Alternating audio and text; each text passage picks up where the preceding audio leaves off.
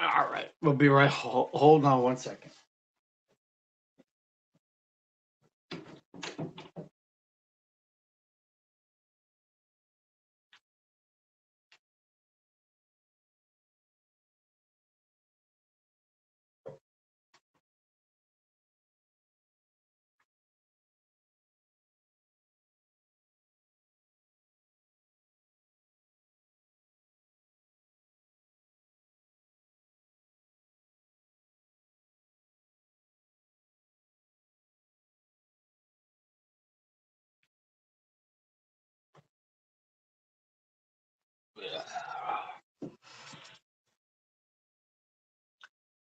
All right, we are live right here on the Mets.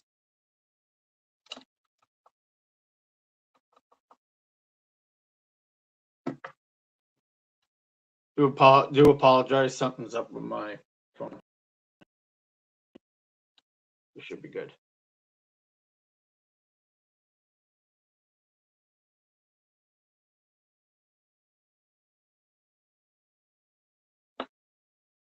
You guys can hear me, please let me know that if you guys can hear me here up on our live streams. We got everything pretty much up and running.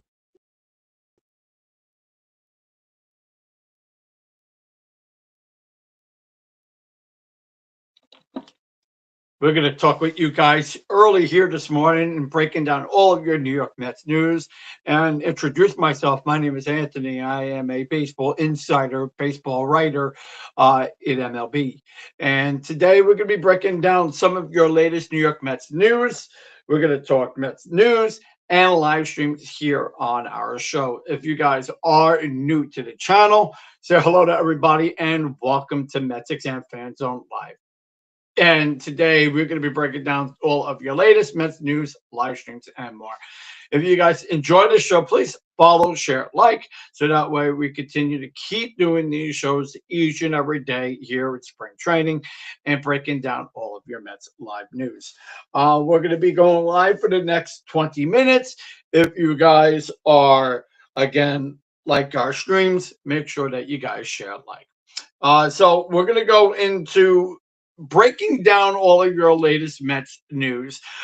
Here at Spring, we got a lot of ground to cover because now we got our first Mets game on the 20th through the 21st, and that will be against Miami Marlins.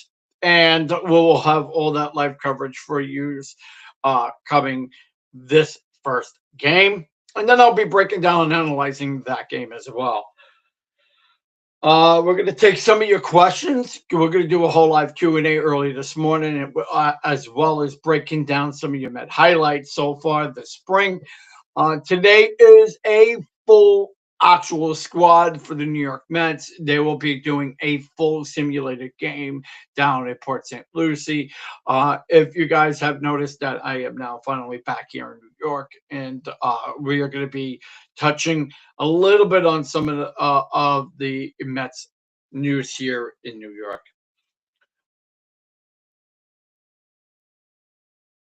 Okay, so let me just put this down, making sure that we're fully live. Apparently, we were having some issues early on this morning with some of our social media platforms. So again, we do apologize if you guys are all watching us on different platforms and can't get a hold of us or whatnot. You guys were getting some audio issues.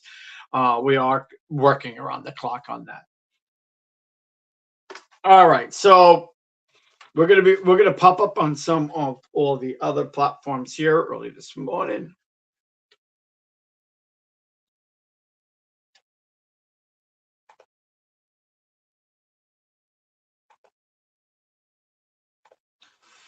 And just so everybody knows too, if you're looking to get Met Spring, if you're looking to get Met Spring training games and you can't get them in your area, you guys could go onto our website by going to MetsXMFanZone.com. It is a great platform.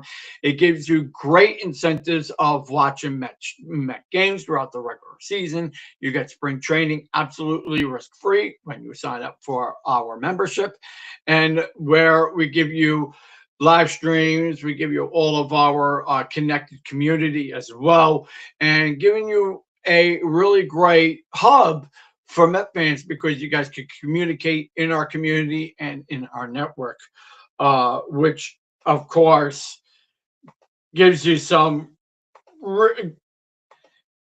it gives you great incentives to the platform. We're going to be showing a full preview of it tomorrow here on our social media platforms. We're going to show you and break it down for you just a little bit. If you are viewing the platform in like a mobile device or a tablet device or even in PC view, we're going to show you guys a little bit of that, but of course you can go into our social platforms. You'll be able to see some of our clips to those to the platform.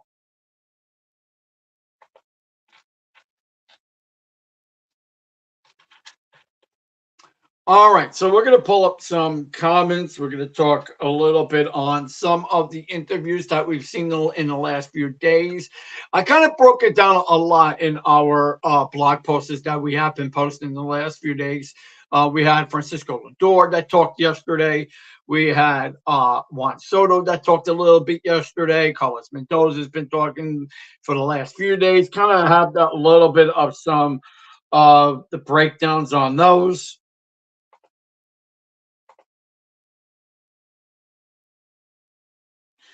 And then we'll touch upon a little bit on some Poker Chat, Marcus Semien, which we've seen Marcus Semien that also talked with us media too as well. I'm kind of breaking down a little bit on some of those clips. We're going to show them in our tomorrow's full live squad stream. And then we're going to be showing it also here at our 5:30 show later on today. So we'll definitely give you some little clarity on the Marcus Semien interview, and also getting a little bit on Carlos Mendoza, Juan Soto, also Francisco Lindor, and kind of breaking down a lot of that. If you guys have seen, we also updated some of our content to give you guys a full vaccine work in spring training and what we have seen so far, and kind of get a little bit on some clarity on that and what you basically behind the scenes. If you are part of the media, obviously a lot of people know what that looks like, and giving you a full day's work. So it just breaks down a lot of that content.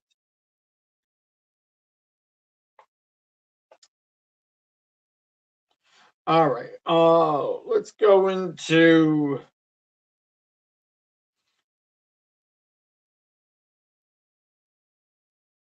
what I've seen so far in the last week or so. Now, we'll have the graphic up later on today.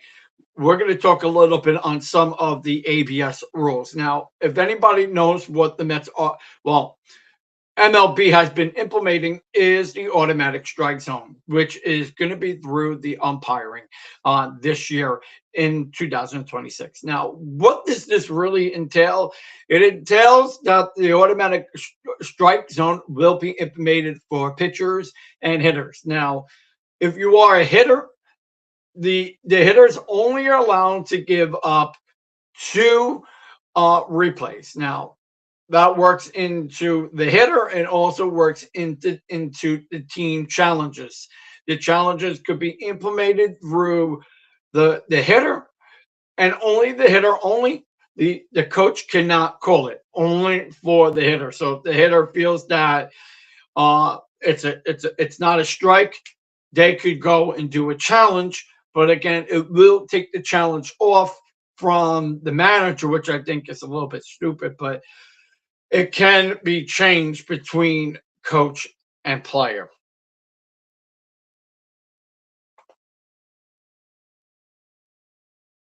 Now, also to give you guys a little bit of some side note when it comes to this automatic umpiring is that it kind of does help a little bit both of the gameplay and a little bit more of the accuracy at the strike zone. It gives not only some full clarity to the hitter, but you need to be able to call that pitch right away. They have 30 seconds to call it. So if they don't call it within 30 seconds, then there is no rule to be implemented into that automatic strike zone. We'll have full index for you guys later on today when it comes to that content. We'll have the rules up and we'll show it to all of our viewers.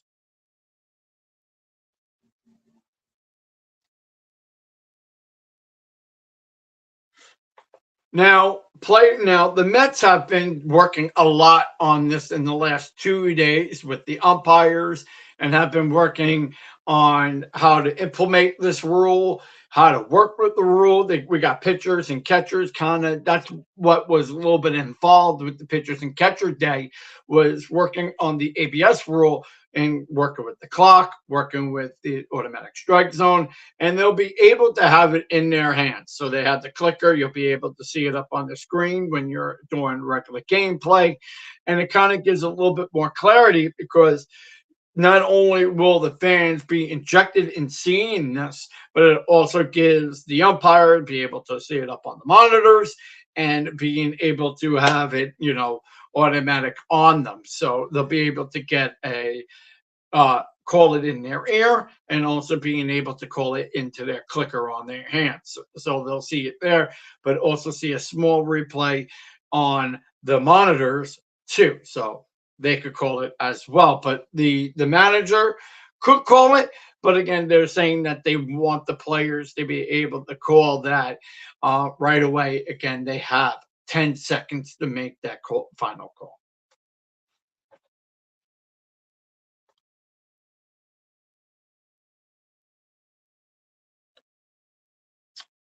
Okay, so now let's go into some of the updates that we have been implementing in the last few days. Kind of talking a little bit on the health of Nolan McLean. Now, Nolan McLean will be at the World Baseball Classic, and now, kind of, what does this mean for the New York Mets? Really, nothing. I know a lot of people really find that having players going to the going into World Baseball Classic kind of puts a little bit of some insurance, especially if a player does get injured going in or even coming out of the World Baseball Classic. Now, what does this kind of mean for the Mets? Does it work for insurance policies? Does it kind of help a little bit? I don't think so. I think that this kind of, I have mixed reactions to on how a player shouldn't be go. If you're a very high ticket player, especially for that club, I think it's a very big insurance risk for the owner and also for the insurance policies, because you want to be able, especially if, same for argument's sake, if Juan Soto, because Juan Soto is going to the World Baseball Classic, I would rather put extra insurance on this player because God forbid he gets hurt and out for the remaining of the season. I feel that the owner shouldn't be able to be penalized. I think it should be based on the player. The player's going there, he's going there at risk, and the owner shouldn't be, penalized for the money that the player has been, implemented. So I do feel that the insurance policies, especially for the owners, shouldn't be penalized if the player does end up getting hurt and go into the World Baseball Classic. So Nolan McLean and also Juan Soto has been, in my opinion, would be at risk, but hopefully, they come out of this, super healthy.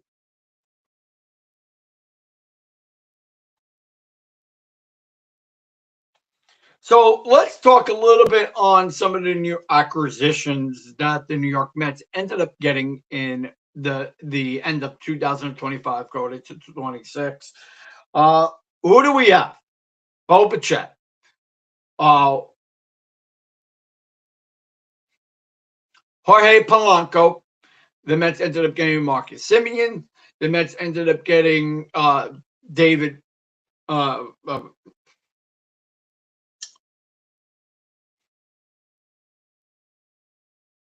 The Mets ended up getting Luke Weaver, and also the Mets ended up getting Devin Williams. And the Mets have also been adding a lot of new pieces in the last couple of days. So you're kind of seeing a little bit on some new acquisitions coming on in here, and they're probably going to still be coming in here until the end of spring.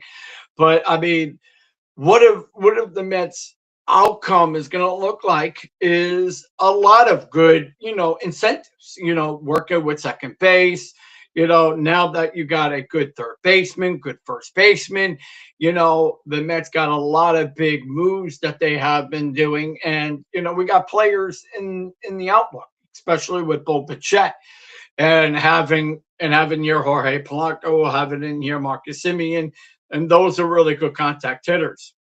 Because last year the Mets lacked in that a lot last year. Now that we got some players that are in here that can get you, RBIs and becoming an RBI machine, which the Mets did lack last year and was in 26th place last year. Now that the Mets are bringing these guys in here, it kind of does help the Mets overall with their run production and getting some really good run prevention. So you kind of want to be able to work with guys that you see coming into this team with better, stat filling, and well, not really so much of the stat filling, but helping teams later on into the game. And plus, the Mets got really, really good talent in the corners now. Polanco working with Bo Bichette, kind of getting in Marcus Semien in here, which is now your biggest leader that the Mets are. The Mets got ball players. They don't got players that are non-experienced. And, you got really good veterans in place. So it really does help to have, guys that know on how to play baseball and know on how to work their positions. And plus, with a lot of the younger talent that the Mets do have, we got really good, backup guys that could really fit very well into the system.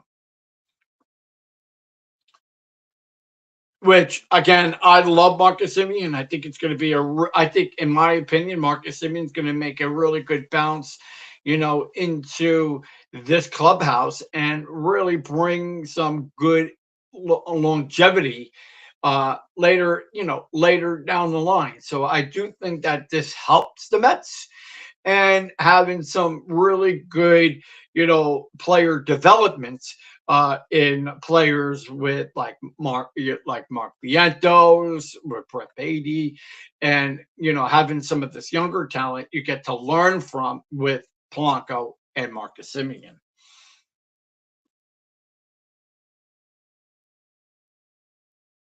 Now let's touch up a little bit on the interviewing and kind of going a little bit more in depth with Carlos Mendoza and what his success rate is going to look like in 2026, and how can we bring this team to a playoff contender.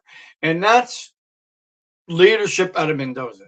The Mets now finally have a really, really decent manager, I feel, that's going to be here for a while. I look at it as a learning tool for Mendoza, especially with the new acquisition of coaching. Troy Snisker, Kai Carrera, the Mets got some really good, pitching development, got some really good bullpen development, got some really good hitting development. And, with having all these guys being implemented in this team, you kind of have to see on, it's all about analytics, but it's also about being part of a baseball team and, kind of working, with a lot of vigility and giving you good baseball playing and also learning different cores of positioning, which I feel that the Mets do have, and kind of bringing that to this club and a lot of presence that, I feel that having Kai Carrera here was a really smart move because now you got some good development being put into place with your starting rotation, your bullpen, you're hitting, and that you got guys that could very well work with younger talent, and they're young. This coaching staff is young because they know it's a faster game now. So now you kind of have to get away and take a step back from the older guys and bringing in some of your new coaching styles, which I feel that the Mets really did lack in last year. I'm not saying that Hefner was not good in this system. The Met, especially with the much older pitching that we have, and plus now that we have implemented so much new guys here, you want to be able to have player development, and just Hefner was not the guy to really get that done. And having 38 pitchers last year, that's just something that cannot be done in 26. So how do we take a step back and move forward from this is getting some good development and getting good pitchers into this squad. Freddie Peralta, very, very, very nice acquisition. Coming from where he was on other teams, now bringing him here with the New York Mets could bring some not only leadership to the starting rotation, but it actually brings some good veteranness into that starting rotation. And then you could talk a little bit on that bullpen, but you need to be able to have a guy that could have that star power that, it's not gonna be, all up in everyone's face, but show a lot of leadership, and that he brings to that starting role. Now, you look at some of the veteranness that the Mets do have in that starting role. David Peterson, Sean Manaea, Clay Holmes. These are guys that will bring you to a playoff run. They stay healthy, they could bring you there. And which you still have young talent in McLean. You still got young talent in Tong. You still got young talent in Kodai Senga. And these are going to be the guys that need to learn to step up. So you need younger talent mixed in with that veteran style. And Clay Holmes could very well, push the Mets into that, I would say, a better leadership spot, and kind of brings that, vigility and that empathy that you see into your lineup. And also with Sean Manaea and David Peterson, having bounce back seasons is what the veteranness needs in that role. Now, let's touch up a little bit on some of the bullpen. Mets got Razabon here still. The Mets, are adding in new pieces with Devin Williams, Luke Weaver. We got some really good arms into that bullpen. Mets got a lot of younger depth into that bullpen with Hudson. I think it's also going to be really good too. So it's not only are you seeing some really good, bouncing in sort of players, the Mets got really good versatility there. And coming from a 28 standpoint in MLB, going to maybe a 5 or a 6 starting into spring is probably where the Mets need to be, giving you some good versatility, giving you some player analysis, kind of breaking that all in. This is what the Mets need. The Mets need a little bit more veteranness into that bullpen and kind of playing and platooning back and forth.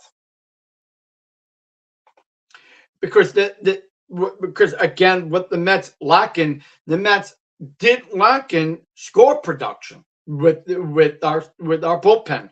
Now that you got Tobias Myers in here, you got Luke Weaver in here, and even now finally coming back with AJ Minter, this is what brings the Mets a little bit more depth into that bullpen. And even having Luis Garcia too. And you're going to see a little bit of him. So and having Devin Williams as your closer now because Edwin Diaz is no longer here. And that's going to be a very good move for the Mets as well. And then, of course, you got a little bit of some young veteranness in Austin Warren. So you're going to see a lot of these guys being implemented in spring and kind of who's going to get that, that role into the bullpen because you still need a little bit depth in there. And now let's touch a little bit on Brooks Riley because you're going to see a little bit of him too. So the Mets kind of are working with a lot of bullpen help, but also we got a lot of good starter rotation help. So you kind of have to, see on who could have a really good matchup, who plays really good matchups, which you're going from your lefty to your righty. And then now the Mets got a lot of lefties now into that bullpen, which they didn't have last year. They didn't have a lot of them last year. But now that we do. So we got a lot of depth in there. And now we, of course, with the new acquisition in Freddie Peralta, really does help the Mets bringing some depth also into that starting role. And also now bringing in MJ Menendez was a really good move too. With Brosnan, we brought him in too, and then of course with all the other bullpen helps that the Mets have.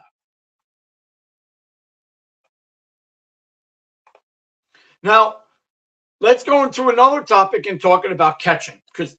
Obviously, catching wasn't brought up so much throughout the offseason. It wasn't really so much addressed. But let's address the elephant in the room, and that's Francisco Alvarez. Who is going to have that bounce back year? It's going to be Alvarez. He's going to be that lookout type of guy that I'm looking forward in 26. And that's power from the left side of the plate, power from the right side of the plate. And what makes this big difference? In getting extra RBIs when you need it, getting extra home runs, and that's going to be Francisco Alvarez. Last year, he couldn't find his way. The Mets brought him down to the minors, get him back in shape. You saw that. Now that he's back up here, you saw a little bit of him starting to finally find his way towards the end of 25. Going into 26, I want to see him being healthy, staying healthy, being a little bit down in the dirt this year. He needs to learn to play a little bit better back there. I think Luis Torrens has a much better game because he's a little bit more experienced. I kind of really liked on what I saw with Hagen Sager. I thought he was also really good. But now we have a really, I would say, depth when it comes to the catching room because the Mets have it, but now they have a little bit more with bringing in Ben Ravalvi. I think Ben Ravalvi was a really nice touch for that back behind the dish because now you got somebody that could be back there too and kind of platooning with Torrens and Alvarez. But Alvarez is going to be my breadwinner because if he can come back with lots of power and hitting from the right side of the plate, he's a guy that I want to see go the opposite field direction. And, having him work in, spring training, it's going to mean a lot for the Mets because you need that. You need those extra runs, and having him being your power bat down in that lineup would definitely make a big difference. Go with number 7, go with number 8. Now, let's touch up a little bit on some of the new acquisitions coming from the outfield standpoint. Now, obviously, everybody knows since this offseason, Juan Soto was asked, would you be able to play left field this year? The Mets are assigning him to go back to left field where his original position was. The Mets had him play right field because obviously that was where he was needed to play right field, to be there. Now they moved his position to left field because the Mets needed that left field arm They need that left field ability, so they wanted to move him there. They are going to be working with having Brett Beatty having a right fielder's glove. Brett Beatty is learning to play out there, but also been learning to play first base. That makes a little bit sense for the Mets to have Brett Beatty play first, but then you're going to see Mark Vientos kind of play first base too as well. They got a lot of depth in regards to the outfield and first base role. Bo Bichette is probably mainly going to be playing third base, but also the Mets have Ronnie Mauricio. You might see him have some playing time at shortstop. So it could definitely, have him there, or even could have Polanco be playing there right now, because right now Francisco Lindor is out of the equation until opening day. So we'll hopefully get to see Francisco Lindor come back on a timely manner. So because he's going to be out 6 to 8 weeks, and during that time frame, you need somebody to play shortstop, and we're likely going to have to see either Ronnie Mauricio play there, or you can see Polanco play there. I mean, there's so many guys that can really play into that position. So, or either moving Bo Bichette back there for now and putting Brett Beatty there at third. So, they got a lot of wiggle room that they could work with. And touching a little bit on outfield a little bit, the Mets do have a lot of depth when it comes to the outfield, with MJ Menendez, having Jared Young, having Nick Morbido, having Luis Roberts Jr. Who do I feel that's going to be, taking that position out there? Maybe MJ Menendez and Luis Roberts Jr., because Roberts Jr. is going to more than likely be playing center field. MJ more than playing right fields.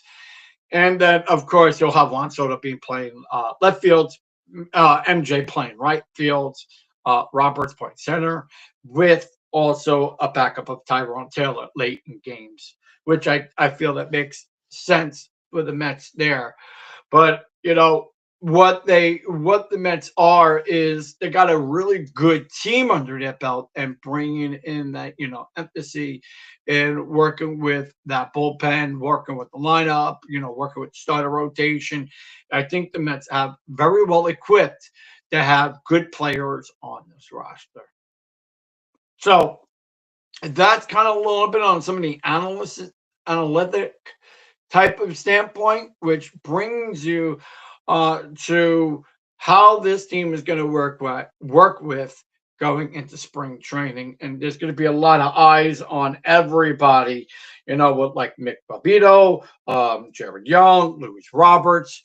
These are going to be key guys that we're going to see in 2026. And hopefully, later on when we discuss a little bit more on this depth, with players and working with, what we are going to be seeing, and what I'm going to be analyzing so far in spring training is breaking down on who stays, who goes, who's going to be,